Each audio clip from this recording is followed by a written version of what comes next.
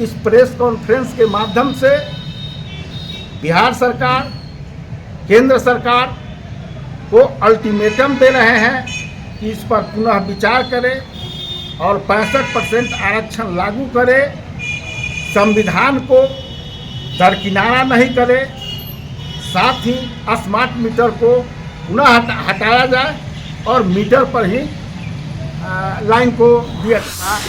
अब जान चुका है, नीतीश जी को हैंग कर चुके हुए हैं बीजेपी के कुछ अडिग नेता लोग, तो नीतीश जी भी जान रहे हैं हैंग हो चुके हैं, तो जनता भी जान चुका है। अब 2025 गया है, इसका उद्देश्य क्या है, विषय क्या है? पहले तो आपको चैनल को धन्यवाद। और आज संविधान दिवस के शुभ अवसर पर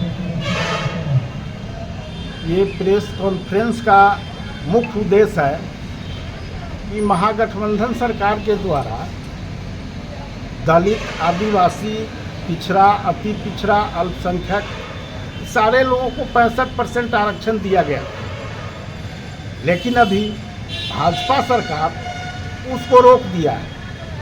तो हम लोग इस चीज़ को आम जनता तक पहुंचा रहे हैं कि मेरे आरक्षण से भितरघात क्यों किया जा रहा है।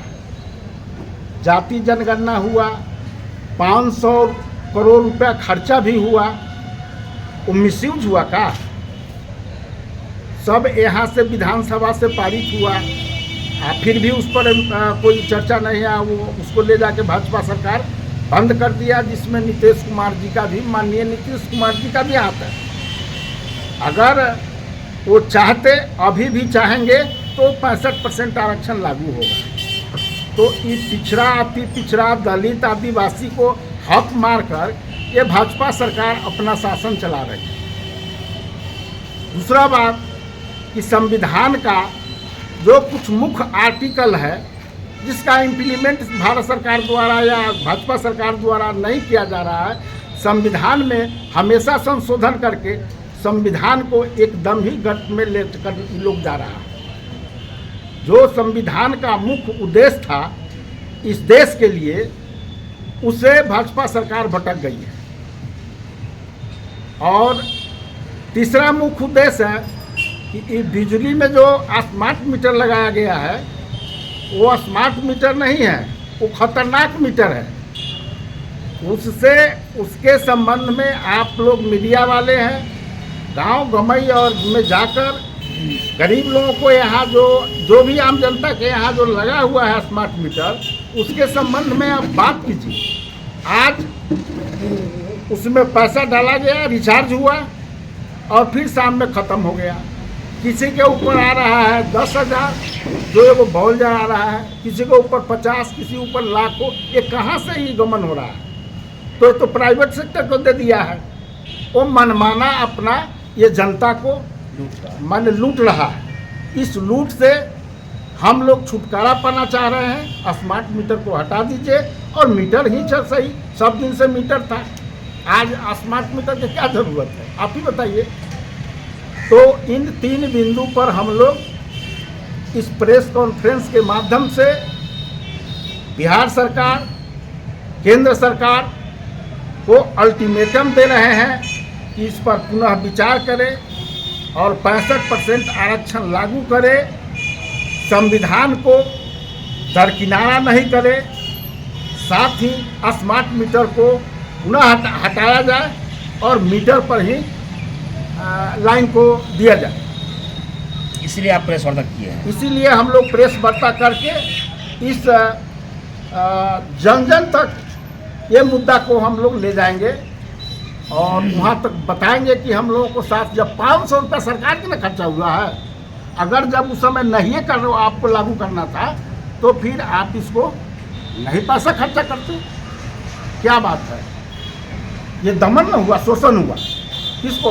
आम जनता के साथ, गरीबों के साथ, पिछड़ा के साथ, अल्पसंख्यक के साथ, अति पिछड़ा के साथ, आदिवासी के साथ ये दमन हो रहा है। एक केंद्र सरकार दमन कर रही है, भाजपा सरकार दमन कर रही है। इस दमन के विरोध में हम लोग प्रेस कॉन्फ्रेंस के माध्यम से सरकार को आगाह करना चाहते हैं कि वह पुनः अपने बात पर अडिग रहे और ये 65% आरक्षण लागू आरक्षण को लेकर जो है प्रेस वार्ता किया जा रहा है आपकी पार्टी कार्यालय में, तो आप क्या इस पे क्या आप लोगों का विचार है, क्या मांग है सर?